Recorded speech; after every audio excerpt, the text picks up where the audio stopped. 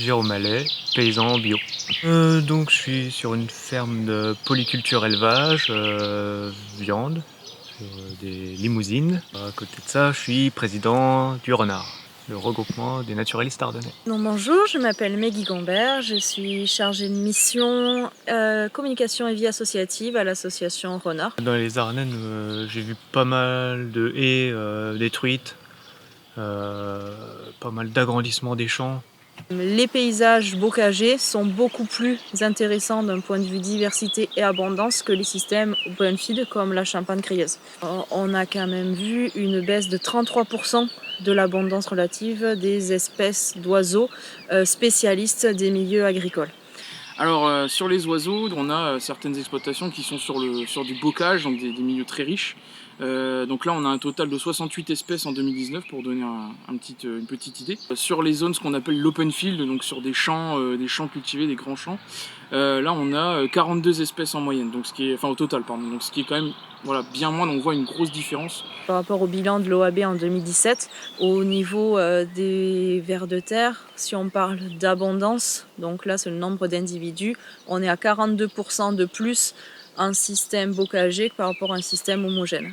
Par rapport au nombre d'espèces de carabes, donc en biologique et dans des systèmes bocagers, on arrive à 30 espèces en moyenne, alors qu'en conventionnel et dans des systèmes homogènes, on va avoir 2 fois moins d'espèces. Le Renard s'est retrouvé à travailler avec les agriculteurs grâce au programme qui a été mis en place, le programme Haies. On a répondu à l'appel à projet de la Fondation François Sommer qui finance ce projet, tout comme la DREAL Grand Est qui nous ont fait confiance pour développer ce programme qui a des résultats très encourageants.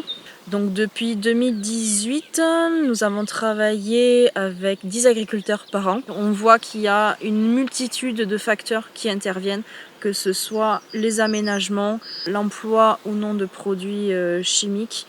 Et on essaye en fait, à travers notre travail avec les agriculteurs, de leur présenter ces résultats afin que derrière découlent des actions concrètes. C'est le genre de projet qu'on peut avoir mais qu'on ne met pas en place parce qu'il faut monter le dossier, il faut aller chercher après des sous aussi, ça faut le dire, il faut se creuser la tête.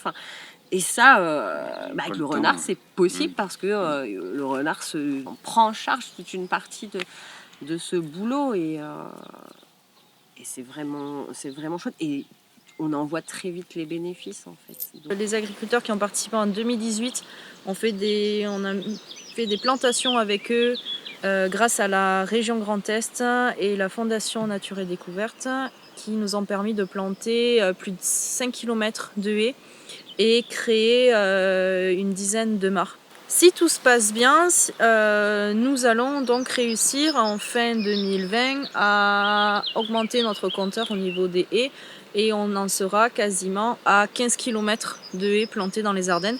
Le programme Haies n'est pas destiné qu'aux paysans bio. La seule critère de sélection, c'est vraiment la motivation des agriculteurs à concilier agriculture et biodiversité. Pour certains agriculteurs, c'est dur de faire marche arrière. Ils sont tellement dans un système intensif que revenir en arrière, c'est très dur. Et travailler avec la nature, c'est que bénéfique. Naturaliste dans notre coin, ça va être difficile de faire quelque chose sur le long terme. Par contre, les agriculteurs qui sont vraiment des architectes du paysage sont vraiment là, garants de cette richesse.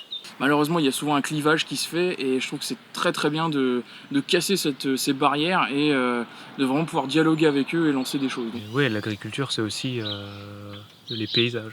Ma vision de l'agriculture, c'est respect de la terre, respect des animaux.